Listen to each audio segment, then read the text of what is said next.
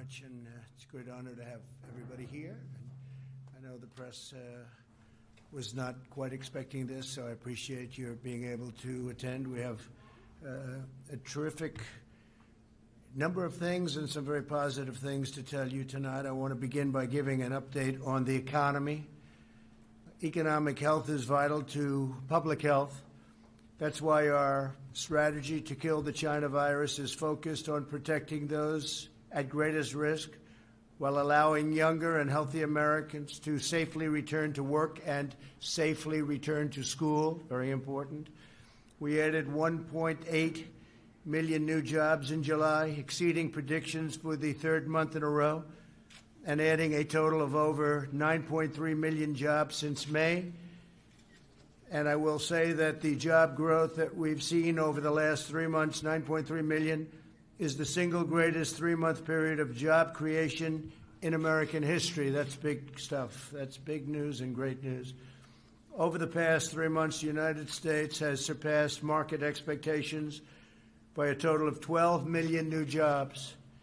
Over the last 3 months, the United States has added 623,000 manufacturing jobs. Remember, you'd need a magic wand to get manufacturing jobs.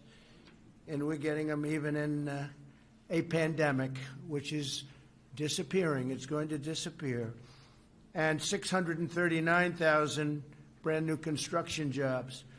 Over half of the new jobs are full-time jobs, and wages are up by 4.8%, which is terrific. Unemployment has fallen by nearly 30% since April.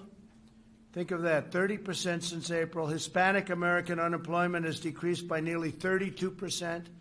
Jobs held by African Americans, which were hit especially hard by the shutdowns, incredibly hard, increased by nearly 1 million over the past 3 months, and that's also a record. That's a job record. African American, 1 million, it's a job record. We must ensure that the progress continues. My administration has enacted over $3 trillion in historic relief since China allowed the virus to infect the world. So we've contributed $3 trillion. My administration continues to work in good faith to reach an agreement with Democrats in Congress that will extend unemployment benefits, provide protections against evictions. A terrible thing happens with evictions, not fair. It wasn't their fault that we were infected with this disease from China. And get relief to American families. Yet tragically, Nancy Pelosi and Chuck Schumer continue to insist on radical left-wing policies that have nothing to do with the China virus, nothing to do with it at all. So you have a virus that comes in, and you have people in Congress that don't want to help our people. If Democrats continue to hold this critical relief hostage, I will act under my authority as president to get Americans the relief they need. And what we're talking about is deferring the payroll tax for a period of months till the end of the year, and I could extend it at a certain period. Hopefully I will be here to do the job. We're going to do the job. We've been doing a job like nobody could. Nobody would, actually. And so we're going to have the payroll tax go till the end of the year, and it'll be retroactive to July 1st. So we're going to go back to July 1st, and it'll go to the end of the year, payroll tax.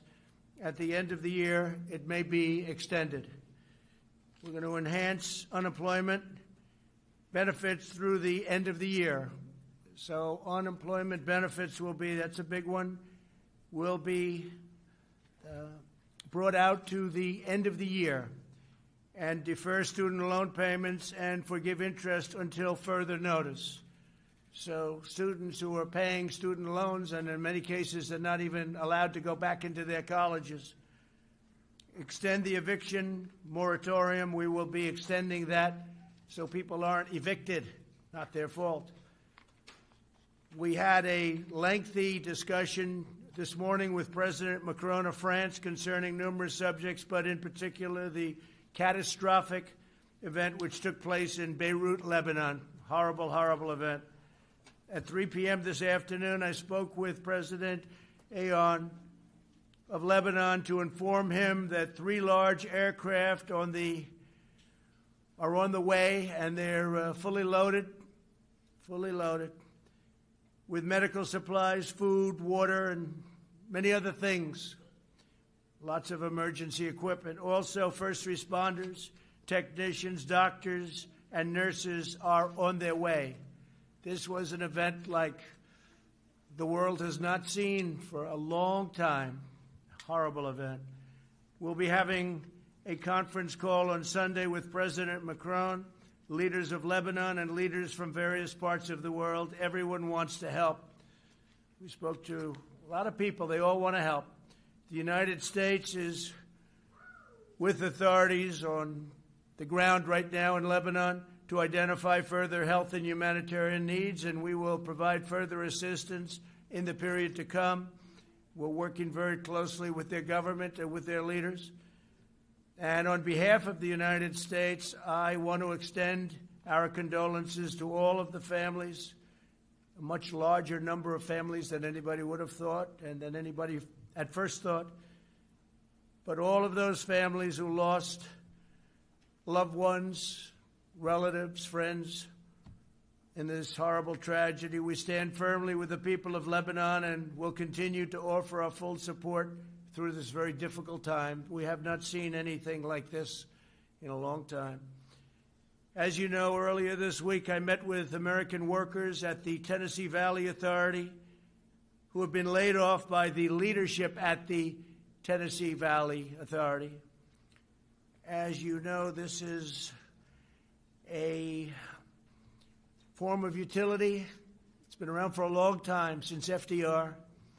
And the head person, not controlled by government, but it's sort of semi-public in a sense, gets paid the highest salary in the world of government. He gets $8 million a year. That's not a bad amount of money.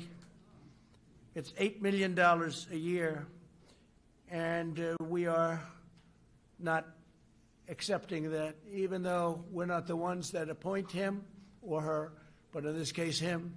We're not accepting somebody getting paid $8 million a year. This has been going on for many years. And we will do something about that, and we're already in negotiations right now, including possible termination.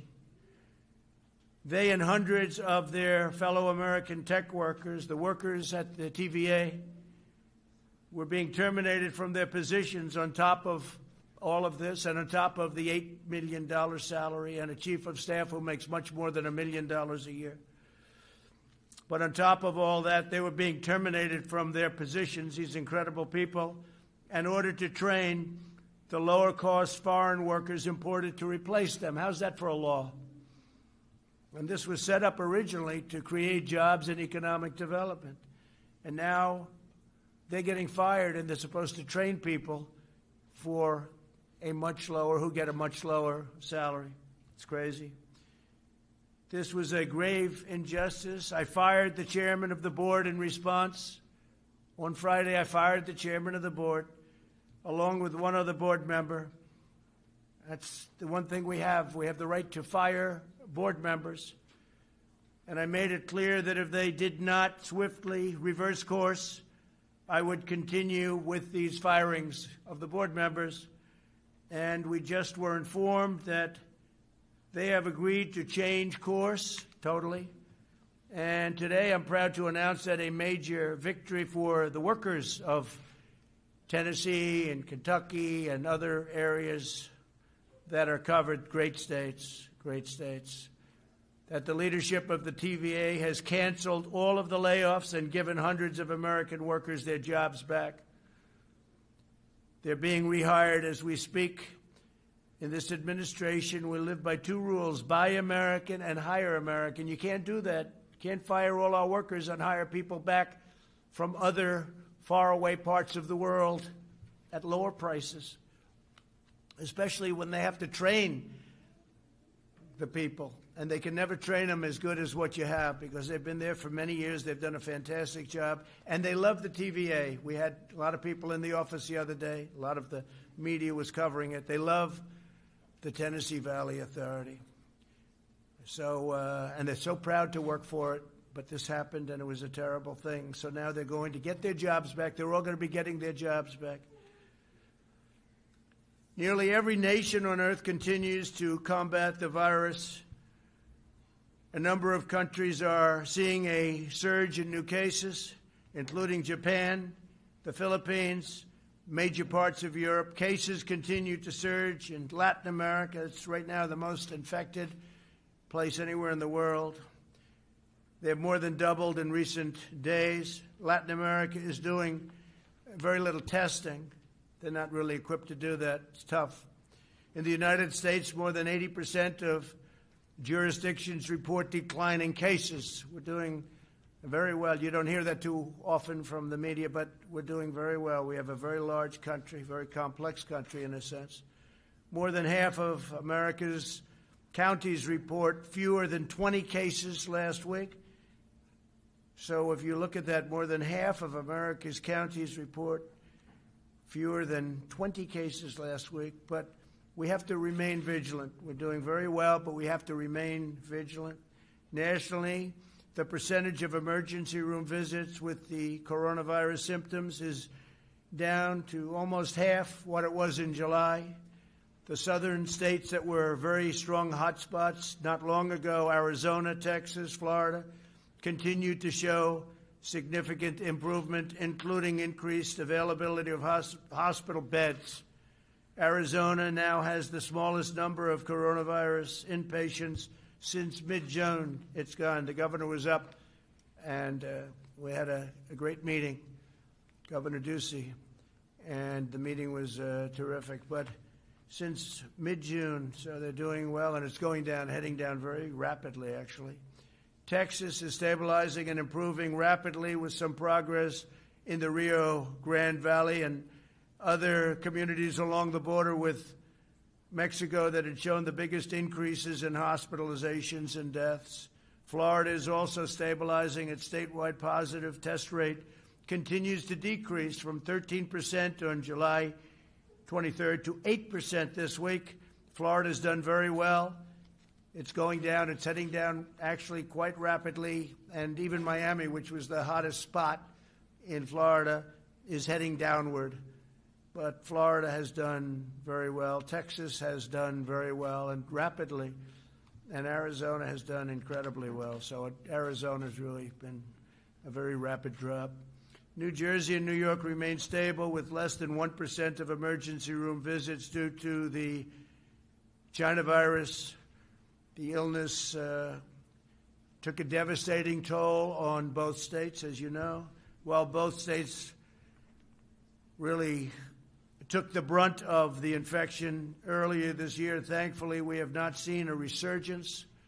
They've been doing a good job. Everybody's working very hard. Both governors are working very, very hard. We're in touch with them. We're supplying them with a lot of supplies as needed, if needed.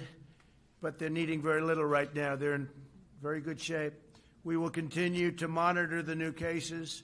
Throughout this crisis, my administration has provided extraordinary support of people, equipment, medical supplies to the people of New Jersey, the people of New York, and to the people of every state, all of our states. We're carefully monitoring California's Central Valley, as well as San Diego, Los Angeles, Sacramento, and San Francisco, which are starting to stabilize and go down.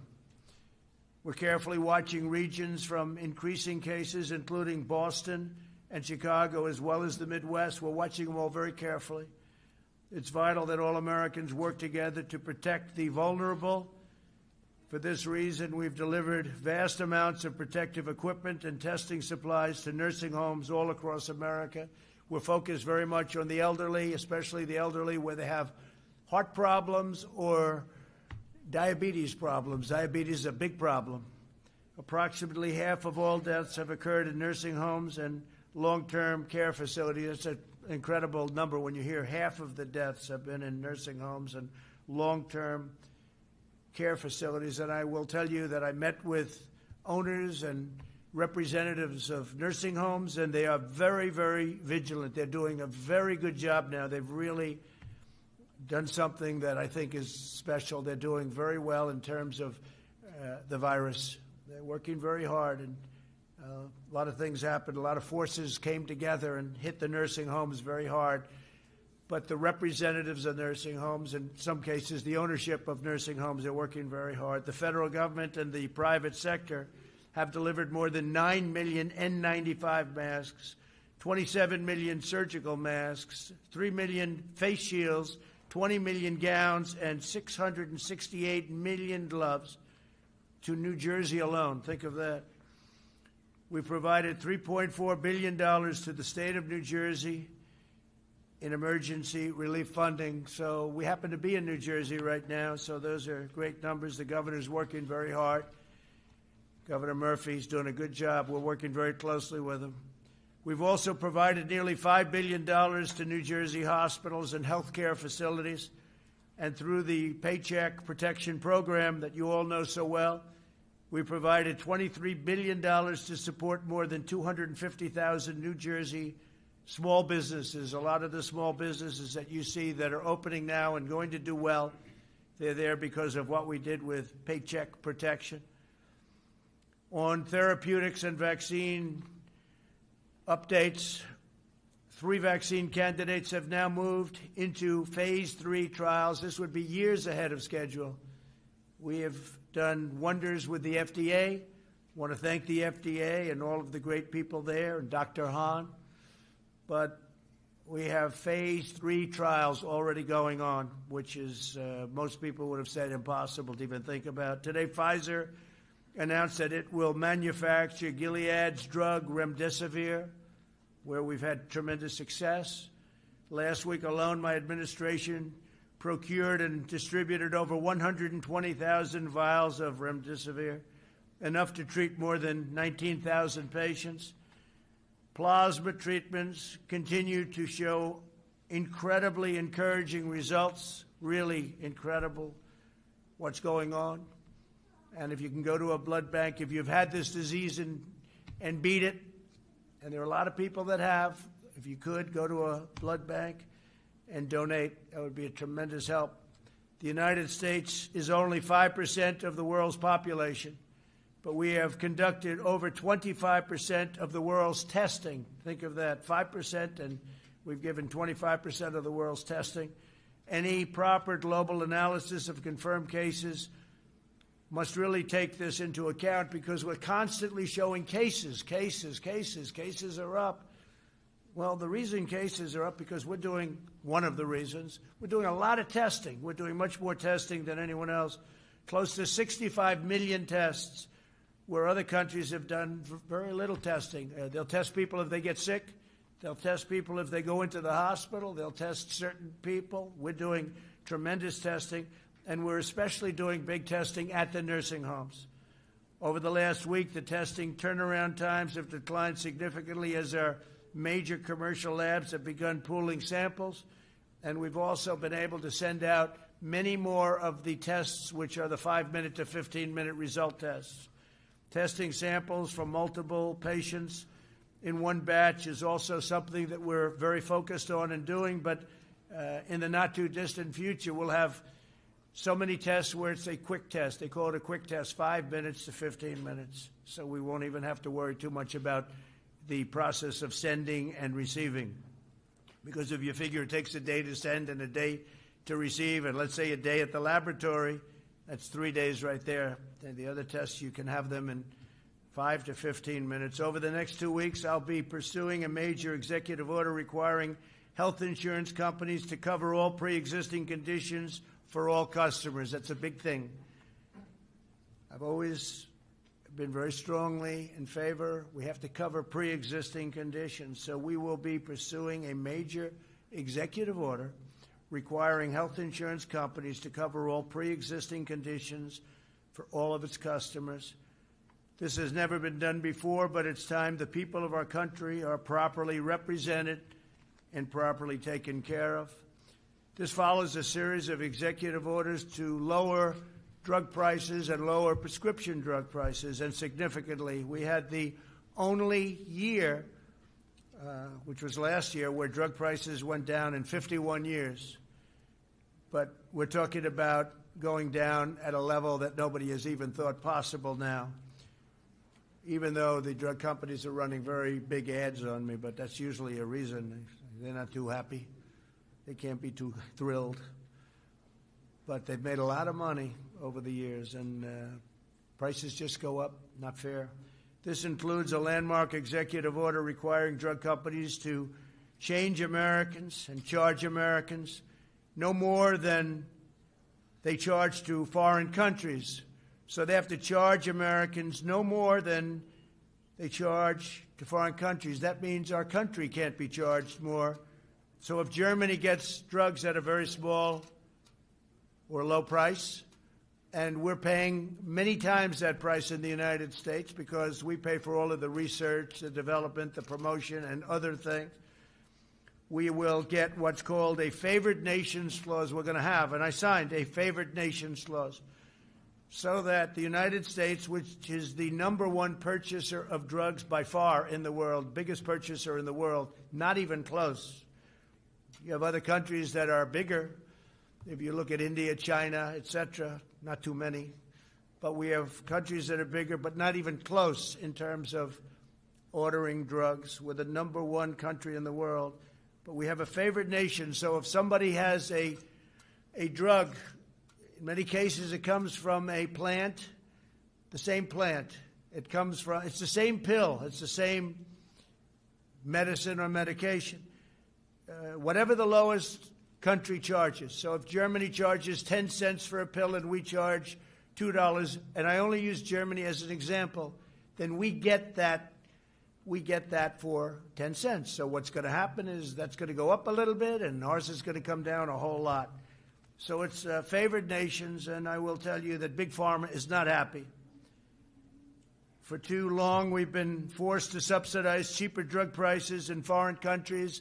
We've subsidized them to a level that nobody can believe. Nobody talked about it. Everybody wondered, how come every president that runs for office says they're going to lower drug prices? And they never do. They go through the right roof. Over the last administration, they went up like skyrocketing. That's Biden. Biden's not going to be able to do it. He has no clue. So what's happening is we are going to be working to get rid of all the subsidy to foreign lands, and we're going to give essentially all of the benefit that, frankly, they have as great negotiators. Those benefits are going to go to our people. So it's called a favored nations clause, and you can look it up and you can see, and nobody's had the courage to institute it, to call it, because it's a very big step. But it's something that is going to drive drug prices down 50, 60, maybe even 70%. Talking about numbers that are unbelievable. I also signed an executive order stopping middlemen from taking advantage of Medicare patients by charging higher prices to them and pocketing the discounts for themselves. These are some of the richest people in the world. Everyone talked about middlemen. I've heard about them for years on prescription drug prices. Middlemen. I guess you'd have to say, to be politically correct, middlemen and women. But you never heard the middle woman before. You heard middlemen. That's the term. And, say what you want about the drug companies, but at least the drug companies produce a product. They produce the pill. They produce the medicine, the medication. But these people make billions and billions of dollars. I don't know who they are, but they're very rich. But they won't be so rich anymore. This executive order requires these $30 billion in discounts to go straight to the American patients. So the middleman's going to be knocked out, and I'm going to lose a lot of friends, even though I have no idea who these people are. On opioids, I'm pleased to announce that my administration invested an additional $100 million to fight the opioid crisis in rural America. In the midst of the China virus pandemic, we also keep fighting to end the opioid epidemic, and we've done very well. It was prior to the virus, we were down 18, 19, and 20%. But when you think about it, that means that you have 80%, and that's not acceptable. The wall is going up. We have 276 miles of wall. It's having a tremendous impact on drugs coming into our country already. It'll be finished toward the end of the year, and it's had a very, very big impact. On Portland, finally, I'd like to address that situation. Portland is a disaster. It's been a disaster for many, many years. Brave federal law enforcement officers single-handedly, they single-handedly saved the federal courthouse in Portland from lawless rioters and agitators and anarchists, and that's what they are. You know, when you find Molotov cocktails in somebody's knapsack and they say, no, I'm just here to have a good time, these are really sick, disturbed people. The disgraced mayor of the city has ordered the police to stand down in the face of rioters, leaving his citizens at the mercy of this mob. He was at the mercy of the mob, too. If you saw him go out there the other day, it was terrible. He went out there and they wanted to rip him apart. But fortunately, he had 5 people with him, called security. Mayor Wheeler has abdicated his duty and surrendered his city to the mob. As a result, the mob descended upon a police precinct and tried to burn it down, tear it down, rip it down, an act of attempted murder. Left-wing violent extremism poses an increasing threat to our country, and we stop it. You have no idea how much we stop, but it's an ideology we have to stop. When you commit arson, this is a quote from the mayor. He's come a long way, just made this quote. When you commit arson with an accelerant in the attempt to burn down a building that is occupied by people who have intentionally been trapped inside, you're not a demonstrator or you're not demonstrating, said Mayor Whalen. You are attempting to commit murder. That's come a long way. He's come a long way when he made that statement. What you're seeing in Portland is the radical left's agenda in action. Portland is their roadmap for America. If the radical left gets in and they treat Joe Biden as a puppet, he's merely a puppet. But if the radical left gets in, they look at Portland as a thing that they want. That's what they want. Why? Who knows? Doesn't matter. It's a different thinking, but it's a mess. And I want to thank Homeland Security. They've done a fantastic job. We had our people go in. They stopped any intrusion into the courthouse, and the courthouse was saved, and other federal buildings were saved. And we would like to be asked by the mayor and the governor. We will go in and stop the problems in Portland in 24 hours, just like we did in Minneapolis after they really hurt that city. But the National Guard went in and did a phenomenal job. It was over in 3 hours. After watching 6 days of horror, it ended in 3 hours. You all saw the scene of them walking right down the street. It was actually an unfortunate view, but an incredible view of how to do things. So we would be able to solve the Portland situation immediately, but we are supposed to be asked. If we're not asked, and if it continues, we'll have to make a decision. But it's a very easy thing for us to do. We could stop it very quickly. It's been going on now for 76 days. But our buildings are very secure. If the Democrats controlled in Washington, the Democrats' control of Washington, they'd pass, with all of the things they do, legislation gutting every single police department in America. They truly do. Many of these people wanted to fund the police department. At a minimum, they're going to stop money from going to the police department, but in many cases, they actually wanted to fund completely the police department. No city, no town, and no suburb would be safe. Your suburbs would be a disaster. Your cities, your towns would be a disaster. They want every city to be a Portland or to be a Chicago, which is totally out of control, and we're waiting for the mayor. We've sent people in to help them from an intelligence standpoint, but we're waiting for them to call the governor, the mayor. We could do a very good job in Chicago. Nobody's ever seen anything like that in this country. And yet, nationwide, numbers are good despite the Chicagos and the Portlands, and frankly, the New Yorks, when you look at what's happened in New York. 348% increase in the last number of months.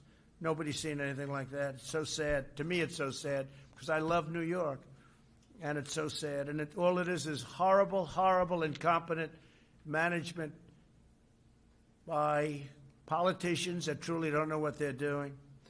So just like we saved the courthouse, we will save the United States of America. And a vast majority of people agree with me. A vast majority.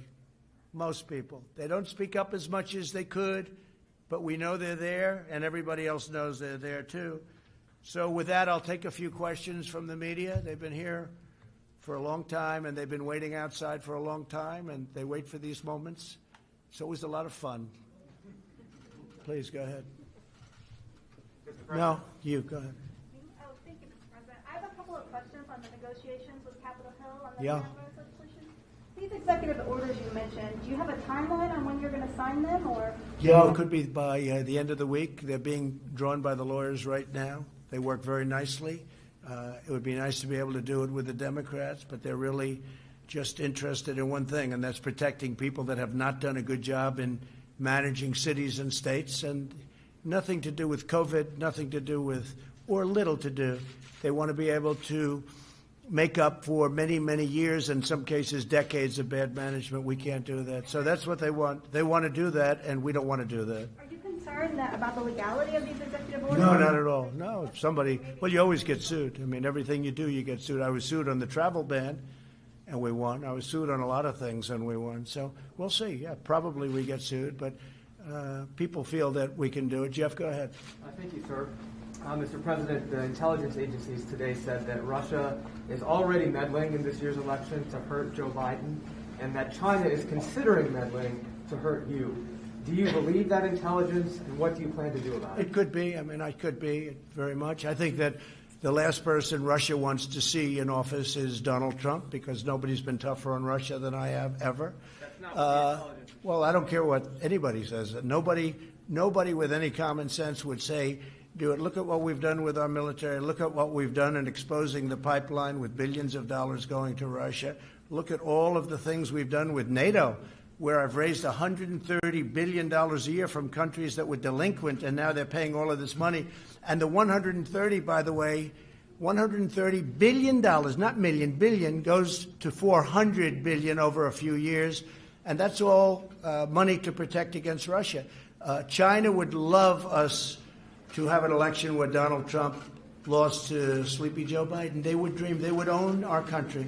If Joe Biden was president, China would own our country. And you said another country. What was the third country? No, just those two. No, you didn't. You didn't say that in the report. The report said Iran also, but you didn't say that. Iran would love to see me. Iran would love to see me not be president. And I'll make this statement: if and when we win, we will make deals with Iran very quickly. We'll make deals with North Korea very quickly. Now, whatever happened to the war in North Korea? You haven't seen that, have you?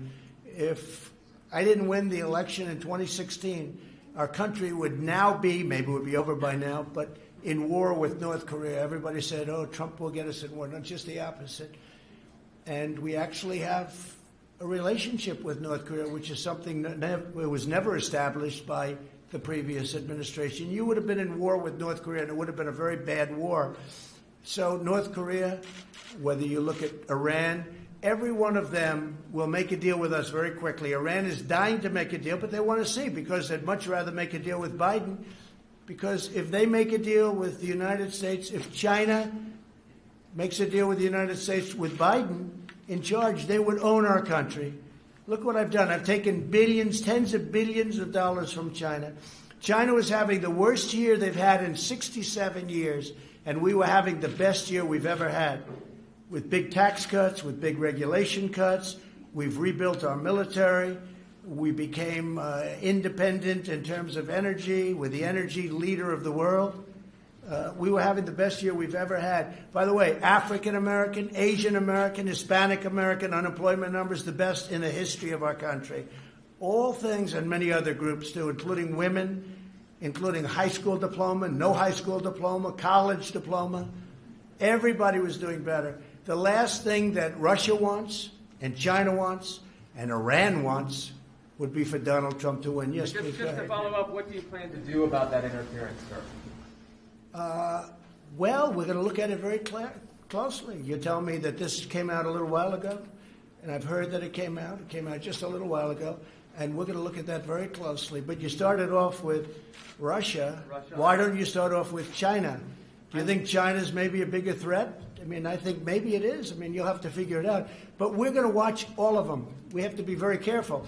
The biggest risk that we have is mail-in ballots, because with the mail-in ballots, called universal mail-in ballots, it is a much easier thing for a foreign power, whether it's Russia, China, Iran, North Korea, many others, people, countries you wouldn't expect. It's much easier for them to forge ballots and send them in. It's much easier for them to cheat with universal mail-in ballots. So I think one of the things we'll have to look at is exactly that. But that's a big problem. That's a big problem. You saw in New York they called the winner, but they have no idea what the vote is. Please, go ahead. Mr. President, we've watched these negotiations go on for weeks. Do you think if you had been more directly involved, we would be in a different position? No, I'm totally involved. No, they call me all the time. They tell me how they're doing with Nancy and Chuck.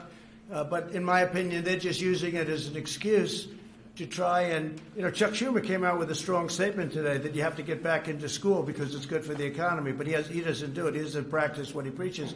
No, my people, Steve Mnuchin and our wonderful chief of staff, Mark Meadows, they're constantly on the phone with me. I'm totally involved with it. And we are going to do it in a way that's just much easier. We gave them their chance, but they view it as an election enhancement.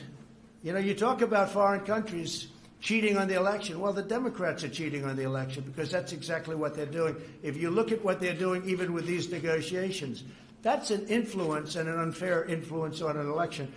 But we're going to win anyway. Yeah, please go ahead. When was the last time you spoke to Speaker Pelosi, though? We're at this historic moment. Why haven't you spoken Well, to her? we'll see. We'll see what happens. But right now, they're not ready. And they're not ready because, frankly, I don't think they care about people. I think they care about their politicians that have done a terrible job running the cities and states, Democrat cities and states that are bleeding money, that have been so badly run. You take a look at Baltimore and you take a look at so many different cities, including the ones I've already mentioned. Take a look at what's going on. And they want lots of money to keep it going. For many years they've been bad. So all I'm doing is we're having it out. We're finally having it out.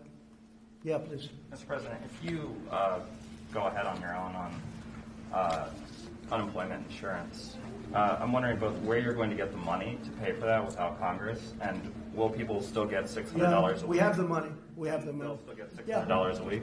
I won't say that yet. You'll see that when it happens, but we have the money. Will you say what number? We have it, Justin. We have plenty of money. Yeah, please go ahead. Thank you, Mr. President. You said that the pandemic is disappearing, but we lost 6,000 Americans this week. And just in this room, you have dozens of people. You're not following the guidelines in New Jersey, which say you should not have more No, than they don't 25. have. It's a political activity. Why are you saying such a bad example, Mr. President? You're wrong on that because it's a political activity. They have exceptions, political activity, and it's also a peaceful protest. So when you have, and as you know, they asked if they could be. A number of, and to me they look like they all have, pretty much all have masks on. But, you have an exclusion in the law. It says peaceful protest or political activity, right? In fact, specifically, it says exactly political activity or peaceful protest. And you could call it political activity, but I'd call it peaceful protest because they heard you were coming up. And they know the news is fake. They understand it better than anybody. And they asked whether or not they can be here. Like the question about Russia, he doesn't mention Iran was in the report. He doesn't mention, or he mentions very late that China was in the report, because that's the way they are. They're not. If the press in this country were honest, it wasn't corrupt, if it wasn't fake, our country would be so much further ahead. But we're doing really great. Thank you all very much. Thank you very much.